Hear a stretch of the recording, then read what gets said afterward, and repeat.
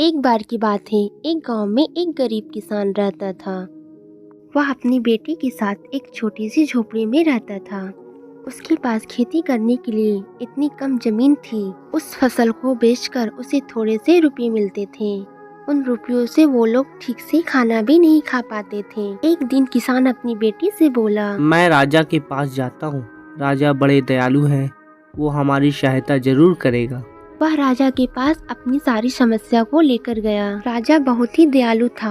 उन्होंने किसान को अपनी जमीन में से कुछ जमीन खेती करने के लिए दे दिया। राजा ने कहा, यह जमीन तो हमारी ही रहेगी, लेकिन उस पर उगने वाली फसल तुम्हारी होगी।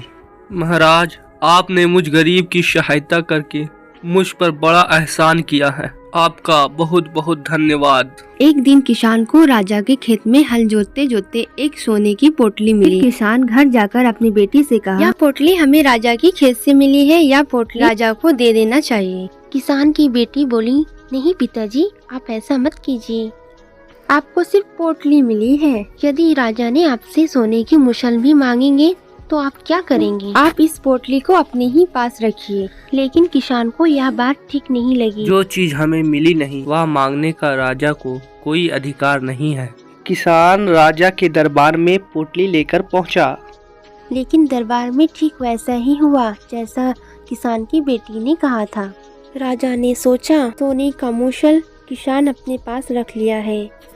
किसान बेचारा सोने का मूसल कहाँ से लाकर देता। नतीजा यह हुआ कि राजा ने किसान को जेल में डाल दिया। किसान को जेल में ना ढंग से खाना दिया जाता और ना ढंग से पानी। किसान को ऐसी गलती की सजा दी गई थी जिसे किसान ही किया ही नहीं था। किसान बिना खाए पिए वह सो गया और रोते रोते वो कहने लगे कि काश मैं बेटी की बात मान लेती। एक दिन राजा ने ऐसा कहते हुए सुन लिया। राजा ने किसान से पूछा, तुम सोते सोते और ऐसा बात क्यों कह रहे हो? तब किसान ने राजा सारी बात बताई। महाराज, जब मैं खेत पर हल लगा रहा था तो मुझे वहाँ सिर्फ पोटली ही मिली थी, उसके मूसल नहीं। इसलिए मेरी बेटी ने आपको बताने के लिए मना किया था। मेरी बेटी ने कहा कि यदि राजा ने आपसे इसकी मूसल मांगी तो आप कहाँ से दोगे, पर मैंने उसकी बात नहीं मानी।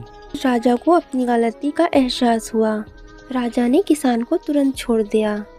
किसान की बेटी को राजा ने दरबार में बुलाया। किसान की बेटी से बात करने पर राजा को पता चल गया कि वह कितनी बुद्धिमान है। किसान की बेटी ने राजा से बोला, महाराज, आपने मेरे गरीब पिता को निर्दोष समझा, इसके लिए बहुत बहुत धन्यवाद। फिर किसान की बेटी को राज दरबार का मंत्री बना दिया गया।